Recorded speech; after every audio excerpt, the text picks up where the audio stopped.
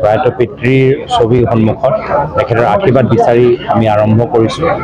আমি ৰাইজৰ প্ৰতি কৃতজ্ঞতা জ্ঞাপন কৰিছোঁ। লগতে মোৰ প্ৰয়াত পিতৃয়ে যি শিক্ষা প্ৰদান কৰিলে তেখেতৰ প্ৰতি শ্ৰদ্ধা নিবেদন কৰিছোঁ। মোৰ মাতৃৰ প্ৰতি মোৰ পৰিয়ালগ আৰু লগতে মোৰ দুয়োগৰাকী সন্তানৰ প্ৰতি মই নিজৰ মৰম যাচিছোঁ। আৰু যিদৰে আজি ৰাইজ ওলাই আহিছে, ৰাইজৰ পৰা আমি যথেষ্ট উৎসাহ পাইছোঁ। আজি অসমৰ ৰাইজে আমাক সাহস দিছে আৰু নিশ্চয় পৰৱৰ্তী দিনত আমি ৰাইজৰ হৈ মাত মাতি যাম। নাজিৰালীৰ ঘৰটো আপোনাৰ বাবে খুব এটা বেলেগ ধৰণৰ, যিটো আপুনিহে অনুভৱ কৰিব পাৰিব। লোকসভা নিৰ্বাচনৰ দিনটো দেখিছিলোঁ আপুনি ইয়াতে এনেধৰণে সেৱা লৈ পেলাই আপুনি ভোট প্ৰদানৰ বাবে আগবাঢ়িছিল। নিশ্চয় বহুতে আমাক পৰামৰ্শ দিছিল যে আমি দিল্লীৰ পৰা যেতিয়া আমি প্ৰথমবাৰ বাবে অসমলৈ আহোঁ তেতিয়া গুৱাহাটীত আহি ৰাজীৱ ভৱনত সোমাই উচিত হ'ব। কিন্তু সকলোৱে জানে যে আমি কিবা এটা কাম আৰম্ভ কৰাৰ আগত নিজৰ অভিভাৱকসকলৰ আশীৰ্বাদ আমি লওঁ, আৰু সেইকাৰণে দিল্লীত মই নিজৰ মাতৃৰ আশীৰ্বাদ ল'লোঁ আৰু আজি ইয়াত আহি প্ৰয়াত পিতৃৰ ছবিৰ সন্মুখত নিজৰ পুৰণা ঘৰত আহি আমি আশীৰ্বাদ লৈছোঁ। আপোনাৰ নেতৃত্বত 2026 নিৰ্বাচন আহি আছে, গতিকে কেনেধৰণে আপুনি এতিয়া আগবাঢ়ি যাব? নেতৃত্ব ৰাইজে ল'ব। আমি ৰাইজৰ হৈ মাত মাতি যাম। আমি ৰাইজৰ সৈনিক। কংগ্ৰেছ দল সদায় ৰাইজৰ সৈনিক হিচাপে কাম কৰি যায়। ৰাইজে যি পৰামৰ্শ দিয়ে, ৰাইজৰ যি অসুবিধা, সেইখিনি আমি মাত মাতি যাম। যিদৰে আজি বৰ্তমান সময়ত আমি দেখা পাইছোঁ যে ৰাইজক চাকৰি দিয়াতকৈ বৰ্তমান চৰকাৰে বন্দুক দিবলৈ বিচাৰিছে। ৰাইজক বানপানীৰ পৰা মুক্তি দিয়াতকৈ অপৰিকল্পিত ফ্লাইঅভাৰ বনাই আজি গুৱাহাটী আৰু বিভিন্ন অঞ্চলত আজি বানপানীৰ টচ নচ আজি এটা ব্যৱস্থা বাতাবৰণ আমি দেখা পাইছোঁ। ৰাইজক ধ্বনিত কৰাতকৈ বৰ্তমান চৰকাৰৰ মন্ত্ৰীসকল আজি চুকে কোণে নিজৰ আজি গুৱাহাটীৰ ভিতৰত মাটি কিনিছে বা তেওঁলোকৰ নিজৰ সম্পত্তি বৃদ্ধি কৰিছে। ৰাইজৰ বাক স্বাধীনতা আজি তাৰিখত নাই। তো এইখিনি চিণ্ডিকেটৰ পৰা বৰ্তমান পৰিস্থিতিৰ গুণ্ডামীৰ পৰা ৰাইজক মুক্তি দিয়াবলৈ আমি আগবাঢ়ি যাম। আপোনাৰ বিৰুদ্ধে পাকিস্তানৰ প্ৰসংগটো এতিয়াও কিন্তু বিজেপি বা মুখ্যমন্ত্ৰীগৰাকীয়ে পাকিস্তানৰ প্ৰসংগটো উত্থাপিত কৰি আছে। নিৰ্বাচনী ইছ্যু হ'ব পাৰে নেকি? তেওঁলোকে ক'ব লাগে যোৱা 12 বছৰ কিয় মনে মনে আছে?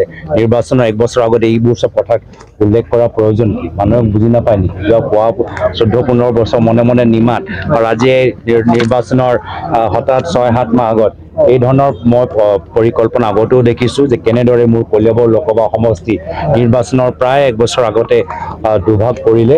এইটো আৰু এটা ৰণকৌশল তথাপিও ৰাইজৰ পৰা আমি আজি প্ৰথম দিনতে যোৰহাটৰ ভিতৰত যি আমি আশীৰ্বাদ পাইছোঁ, সেয়া আমাৰ কাৰণে চাফিচিয়েণ্ট। আপোনাৰ পত্নীও সন্মুখীন হ'ব এছআইটিৰ জেৰাৰ কালিৰ দিনটোত ওলাইছে। কি ক'লে? আপোনাৰ পত্নীকো এছআইটিয়ে জেৰা কৰিব। তেওঁলোকে কৰি থাকক। ৰাইজৰ যি মৰম আৰু ৰাইজৰ আশীৰ্বাদ, এছআইটিয়ে চৰকাৰ গঠন নকৰে। ৰাইজৰ আশীৰ্বাদহে চৰকাৰ গঠন কৰে। ৰাইজৰ আশীৰ্বাদৰ বিনিময়ত আমি আগবাঢ়ি যাম।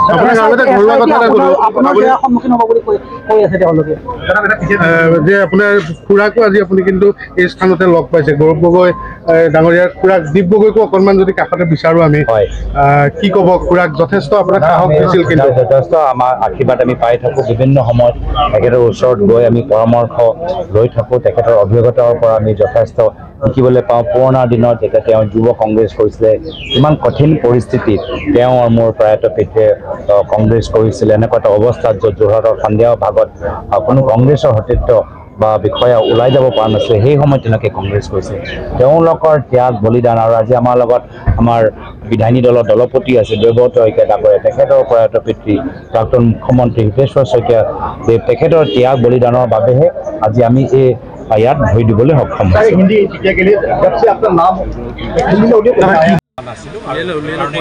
এই ধৰণৰ আমাৰ পৰিকল্পনা যিয়ে নহওক, আজি আমি যোৰহাটত আমি প্ৰথম ভৰি দিছোঁ। আমাৰ লগত আমাৰ বিধায়িনী দলৰ দলপতি দেৱব্ৰত শইকীয়া ডাঙৰীয়াও আহিছে। লগতে আমাৰ কাৰ্যকৰী সভাপতিসকল জাকিৰ হুছেইন চিকদাৰ ডাঙৰীয়া, আমাৰ ৰজিলা তিৰ্কী ডাঙৰীয়ানী, বিধায়ক প্ৰদীপ সৰকাৰ ডাঙৰীয়াও আমাৰ লগত আছে, আৰু গোটেই আমাৰ বিভিন্ন আমাৰ অঞ্চলৰ পৰা বিধায়কসকল আহিছে, জিলা কংগ্ৰেছৰ বিষয়াসকল আহিছে, প্ৰদেশ কংগ্ৰেছৰ বিষয়াসকল আহিছে। আৰু আজি আমি যোৰহাট ভূমি মোৰ নিজৰ ব্যক্তিগত ঘৰলৈ আহিছোঁ।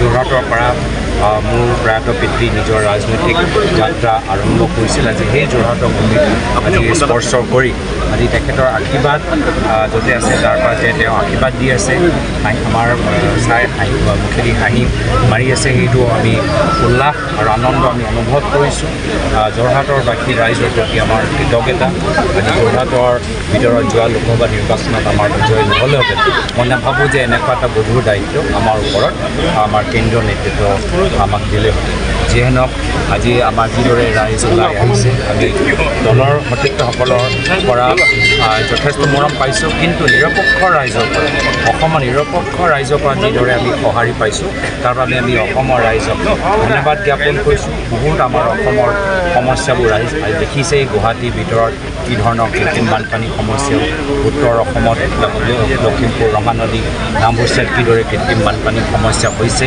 বাক স্বাধীনতা আজি লাহে লাহে সাংবাদিকসকলো হেৰাবলৈ হৈছে তো আজি এই ভ্ৰষ্টাচাৰ লুণ্ঠন ভয় ভাবুকি চিণ্ডিকেটৰ এই পৰিৱেশৰ পৰা ৰাইজক মুক্তি দিয়াবলৈ আজি আমি সকলোৱে উপস্থিত হৈছোঁ অসমৰ বিভিন্ন জনগোষ্ঠী জনজাতিৰ আশা আমি পূৰণ কৰিবলৈ হয় আমি ইয়াৰ পৰা আমি আমাৰ যোৰহাটৰ 10 নম্বৰ নাজিৰালৈ ঘৰ আছে তাত অলপ সময় আমি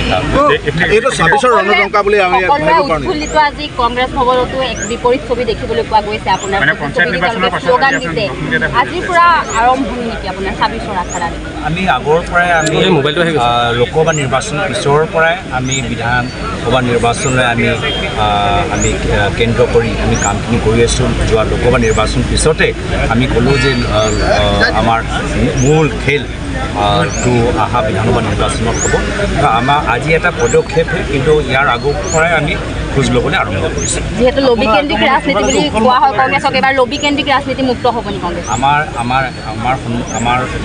কংগ্ৰেছৰ ভিতৰত এটাহে লবি সেয়া হ'ল অসমৰ জনসাধাৰণৰ লবি বাহিৰে আমাৰ ভিতৰত আৰু যোৰহাটবাসীক উদ্দেশ্য কি হৈছে আপোনাৰ আগমনত যোৰহাট আজি উখল মাখলে মই পুনৰবাৰ কৈছোঁ যোৰহাট ঘৰ লাগিছোঁ আৰু সেইকাৰণে প্ৰথম নিজৰ ঘৰলৈ গৈছোঁ আৰু যোৰহাটবাসী ৰাইজৰ পৰা যি মৰম আমি এইকেইদিন পাই আছোঁ আমি তেওঁৰ ৰাইজৰ প্ৰতি সদায় কৃতজ্ঞ হৈ থাকিম আৰু অহা দিনটো আমি কলিয়াবৰ ৰাইজৰ পৰা মোৰ নিজৰ ৰাজনৈতিক যাত্ৰা আৰম্ভ কৰিছোঁ তাৰ বিষয়ে আমি ৰাইজৰ আমি সেৱা আগবঢ়াম আমি সকলোৱে আজি ইয়াত গোটেই যোৰহাটত আমি প্ৰায়বোৰ বিধায়ক আহি ইয়াত উপস্থিত হৈছোঁ আৰু মই ভাবোঁ আজি এটা সভাপতি হোৱাৰ পিছতে যোৰহাটত তেখেতৰ পদাৰ্পণ এটা নতুন যাত্ৰা সমগ্ৰ অসমত এই যাত্ৰাই অনাগত সময়ত ভাৰতীয় জাতীয় কংগ্ৰেছক এক শিখৰত উপনীত কৰিব আৰু শক্তিশালী কৰিব আৰু গৌৰৱ গগৈৰ নেতৃত্বত সমগ্ৰ অসমত জনসাধাৰণৰ হকে দহৰ হকে গৰীব জনতাৰ হকে গৌৰৱ গগৈ অনাগত সময়ত এক শক্তিশালী নেতৃত্ব হিচাপে পৰিগণিত